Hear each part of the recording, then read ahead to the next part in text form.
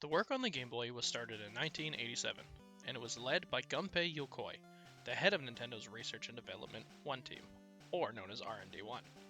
The screen of the Game Boy was made by Sharp, after an original deal with Citizen had fallen through due to Nintendo going back on their word.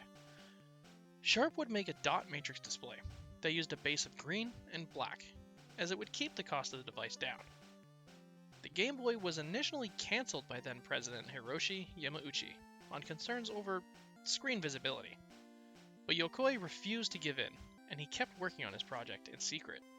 And eventually, that hard work would pay off, as the Game Boy would release in 1989 at a price of $89.99, and in North America and Europe would be bundled with Tetris.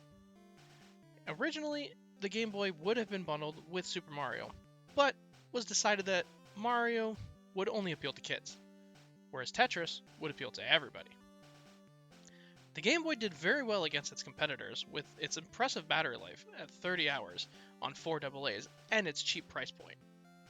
Later, the Game Boy would get a new coat of paint under the Play It Loud series, which is just the same old Game Boy, just with different colored shells.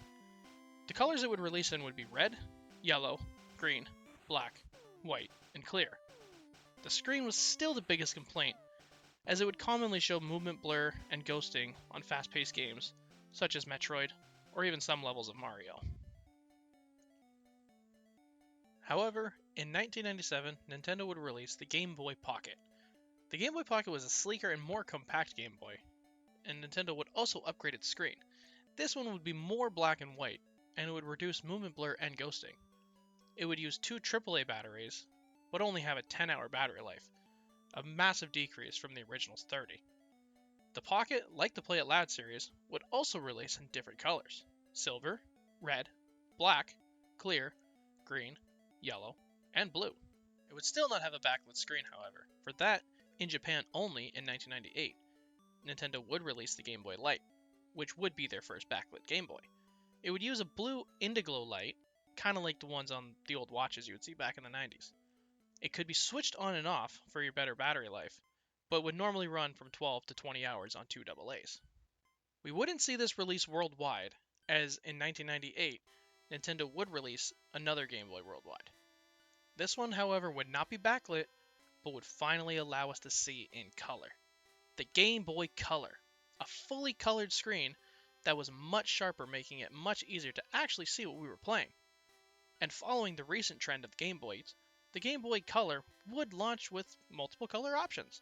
You would see red, purple, green, yellow, teal, and an atomic purple, which was see-through and was awesome. The Game Boy Color had a 10-hour battery life on 2 AA's, and could play all original Game Boy games, but had its own line of Game Boy Color games, which couldn't be run on the previous models of Game Boys, but would show funny, unique messages telling you to kick rocks and get a Game Boy Color. The Game Boy Color is where most people would see their very first special editions of Game Boys, most commonly the Pokemon Game Boy Color. But the Game Boy by this point was starting to get a bit stale, and people were starting to wonder, when will we see a Game Boy that's more advanced? Well, in 2001, we would get our wish. The Game Boy Advance released in a landscape format, adding 2 shoulder buttons. This is something that was way out of the box at the time for Nintendo, being fully backwards compatible with all Game Boy games and Game Boy Color games, plus a line of brand new GBA games, so this fun could be endless. Released in fewer colors than what we were used to, with just white, purple, and glacier, it would have a battery life of about 15 hours on 2 AA's. Nothing crazy, but still pretty good. But there would be no backlight, which would raise even more questions. Are we ever going to be able to see in the dark? And just then, in 2003, Nintendo would release the Game Boy SP, just 2 years later, and that SP would stand for Special. But how special could this Game Boy possibly be? Well, this Game Boy finally had a lit screen. It would be front lit, which isn't great, but is still better than nothing. Nintendo would also show off a new clamshell design that would fully protect your screen from any scratches, but then later would add a full backlight in the AGS 101 models. This era is also where Nintendo would go all in on special versions. The SP would have different versions like Pokemon, Zelda, NES, SpongeBob, so many more.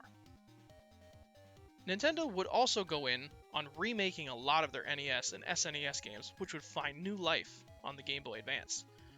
Games like Mario, Metroid, Yoshi, all those games would get remade for the Game Boy Advance. And in 2005, Nintendo would release one last version of the Game Boy, and this would be the Game Boy Micro.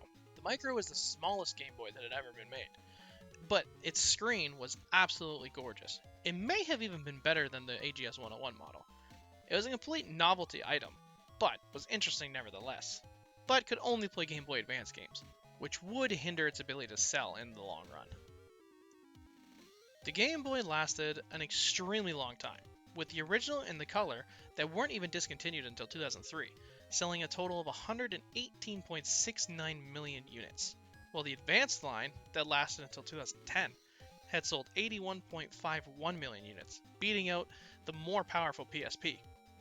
The Micro only managed to sell 2.42 million units, which isn't really surprising, and with that, the Game Boy line would be dead. It would come to an end, but it was a great end. Nintendo would move on from the Game Boy and focus on the DS line of systems. The Game Boy and Game Boy Color currently sit 4th of all-time selling consoles, as the Game Boy Advance will be 10th. Not bad for a console that was originally cancelled. That's it for this video. Thank you for watching, and I'll see you in the next one.